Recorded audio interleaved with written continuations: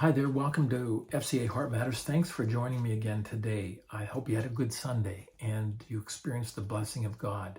When we talk about the way we understand intimacy with Jesus and we talk about spiritual formation and this journey that we're on, I've talked earlier about a beautiful word picture that is given to us that helps us put things into perspective.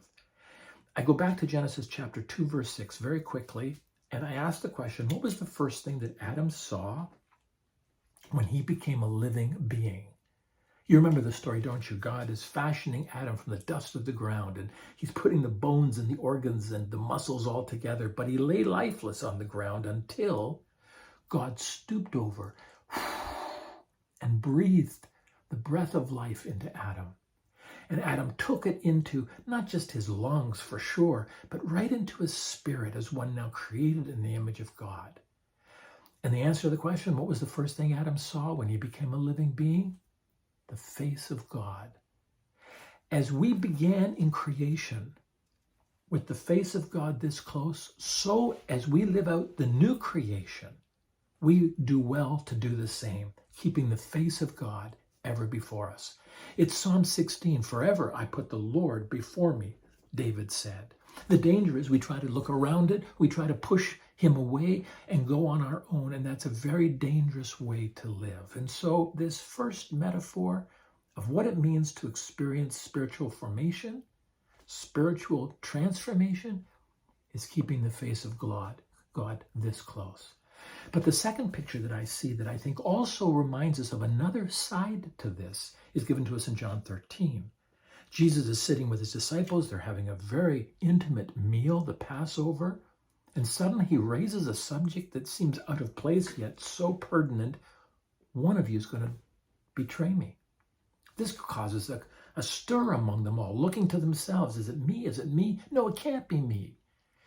Just before an interaction occurs between Peter and John, we read that the disciple whom Jesus loved was sitting next to Jesus.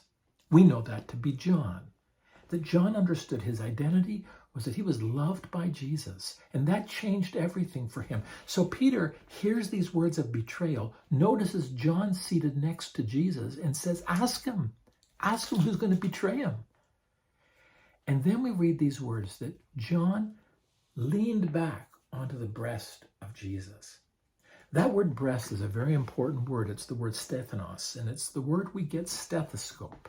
It speaks of the heart. You know what a stethoscope is. You go to the doctor and he puts those, or she puts those things in her ear and puts it all over your back and your chest and hears your heartbeat. There's the second beautiful picture of what it means to intimately walk with God, keeping his face ever before us. That's the way creation started. It's the way the new creation is to be lived. And leaning back as loved ones on the heart of God, where we hear his heart beat and we hear his heart for what things matter to him that may not matter to us as they ought to.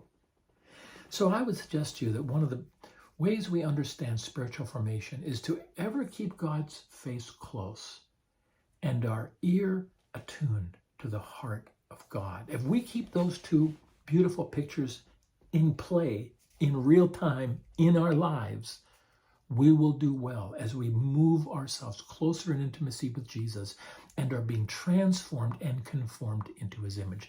The great danger is that to our eyes we get distracted, and to our ears we get tons of other voices that take us away, and we get mesmerized by his hand, the things we get from God, and we lose what it is centrally to be about, that we're falling deeper and deeper in love with the one that we behold and the one that we hear and the one that we've come to know in the most intimate and personal of ways.